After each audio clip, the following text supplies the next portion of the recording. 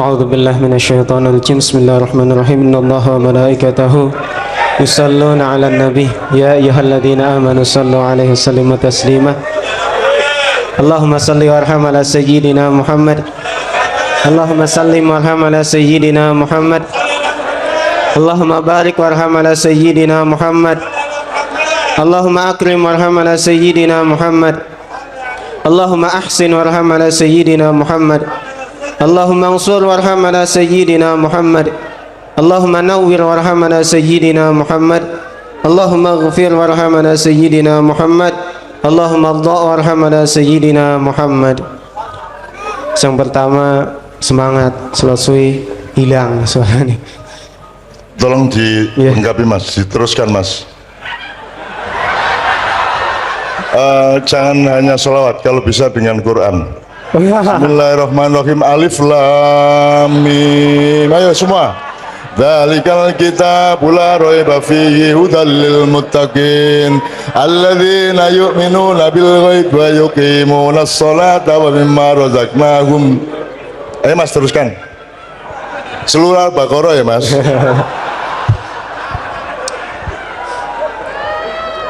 Saya itu sebenarnya cuman pengen deket aja ke sini. Jadi saya bingung kalau mau disuruh ngomong apa. Gini aja. Ulun rembuk dalam hal gagasan, ulun rembuk dalam hal pemikiran. Banyak ulama yang mengatakan bahwa Islam itu telah sempurna. Ya, salah seorang desainer, saya nggak tahu negaranya mana, orangnya orang apa gitu, namanya siapa saya lupa. Cuman dia mengatakan bahwa apabila sebuah desain sudah dikatakan sempurna, itu bukan berarti tidak bisa ditambahkan apalagi, namun justru tidak bisa dikurangi dari desain tersebut. Makanya saya ulun rembuk bahwa Islam, kesempurnaan Islam adalah bukannya Islam itu tidak bisa ditambah, bukan, tetapi Islam sudah tidak bisa dikurangi, namun bisa ditambah ketika istilah busana itu nempel gitu, budayanya nempel,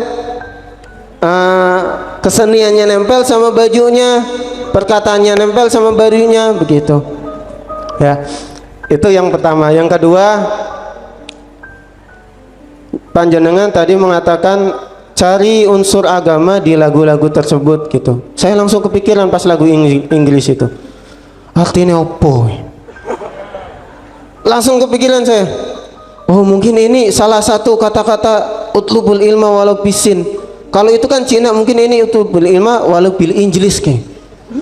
Jadi biar apa namanya, biar kita paham bahasa Inggris. Itu salah satu perintah agama bahwa kita harus paham bahasa Inggris gitu.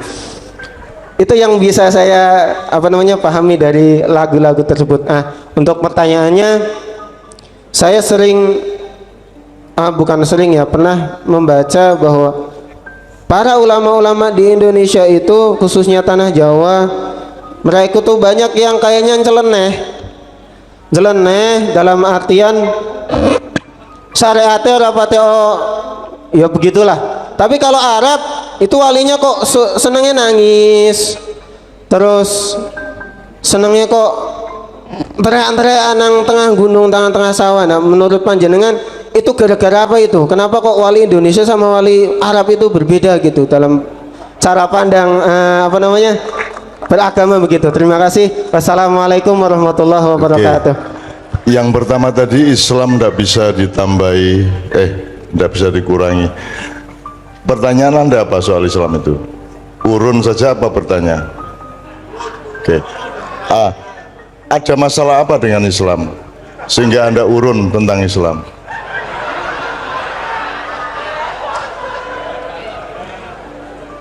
Alhamdulillah. Tadi jenengan mengatakan bukan hanya pertanyaan sih, boleh pernyataan begitu.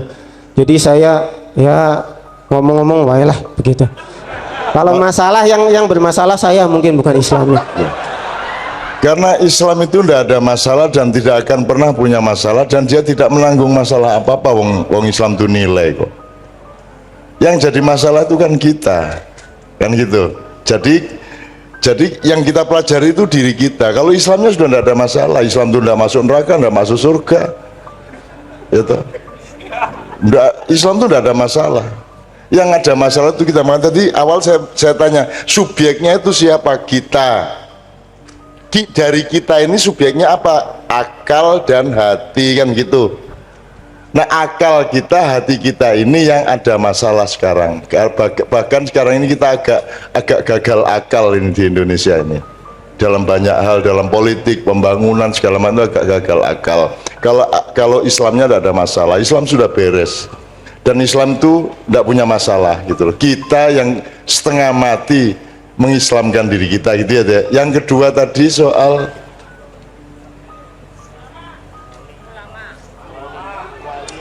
yang terakhir itu, yang kedua Mas, yang kedua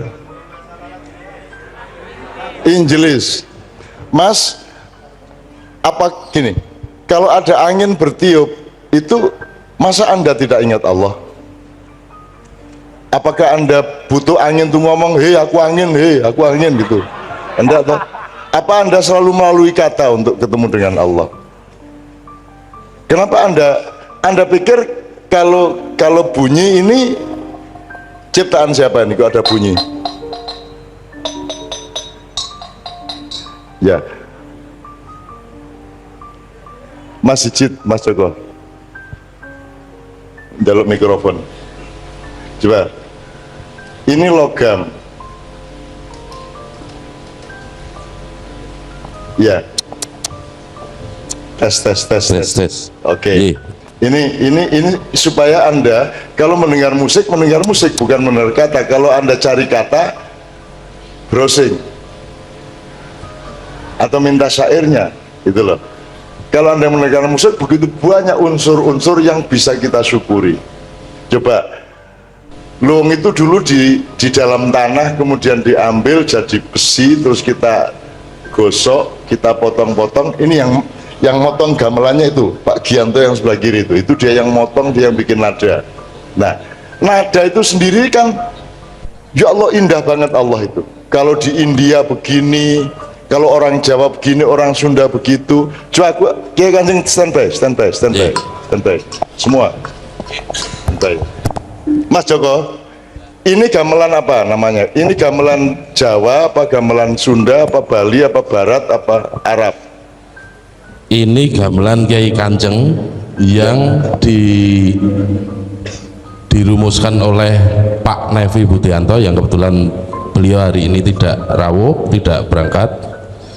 Kemudian ini bukan selindro, bukan pelok, tetapi bisa nyelindro, bisa melok, bisa barat, bisa ngarabik, bisa nyina, bisa nyundo. Kalau Anda mengenali musik sehingga Anda mensyukurinya, maka Anda pasti akan cari selindro itu apa, pelok itu apa. Kalau Arab kan ada kiro asap, ada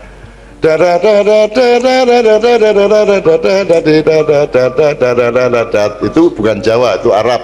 Salah satu dari sekian banyak notasi Arab. Kalau selindro misalnya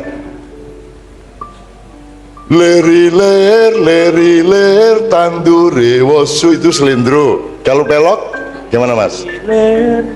Ler iler tandure wosu milir miring itu pelok. Saya itu enggak perlu kata-kata kalau dengerin musik. Aku itu mendengar halilintar itu apa yang langsung masuk ke benak kita, apa? Kekuasaan Allah, kedahsyatan Allah. Jadi semua itu kepentingan adanya apa saja itu hanya untuk satu, yaitu supaya kita ingat Allah. Itu dok. Untuk apa kamu kawin tapi tidak ingat Allah? Mending tidak kawin tapi ingat Allah, kan begitu. Tapi aku tahu jawaban mereka yang baik adalah ya kawin ya ingat Allah. Arek-arek yang menunggu. Gitu ya Mas ya.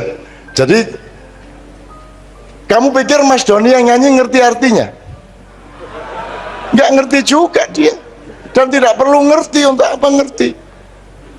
Enak aja. Emang berapa persen orang Islam yang kalau membaca Quran dia tahu artinya? Saya tanya, hafidul Quran, hufadzul Quran, anak-anak, orang-orang yang hafal Quran, ketika membaca dia ngerti artinya enggak? Jadi jangan sok cari kata dan arti, Pak. Gitu. Loh Mas, penting untuk mengerti artinya, tapi itu kalau Anda tidak mengerti, tidak mengurangi hubungan kita dengan Allah. Kamu itu cewek cantik. Cantik gimana? Bisa jelasin kamu? Lah nggak bisa toh. Terus pokoknya cantik. Enggak, gini loh. Seperti gimana? Cantik bagaimana? Bisa kamu jelasin? Kan nggak bisa. Jadi kamu paham nggak sama cantik tadi? Kan enggak toh. Jawabannya pokoknya lihat sendiri. Ya, kan gitu kan? Jadi Anda jangan terlalu kognitif, jangan terlalu literer.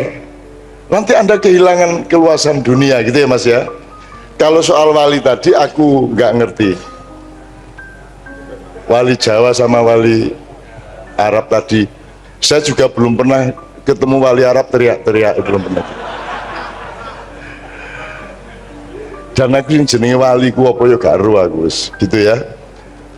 Kalau saya bilang, saya jawab, berarti Anda akan menyimpulkan, oh Cak Nun wali. Karena rumusnya la yariful wali ilal wali. Kalau saya menjawab, berarti nanti Anda akan menuduh saya wali. Kan begitu kan? Gitu. Terus Anda meneruskan dalam hati, berarti aku ya wali. Kan gitu kan? Terus nanti hatimu dewe. Ini dialog antar wali.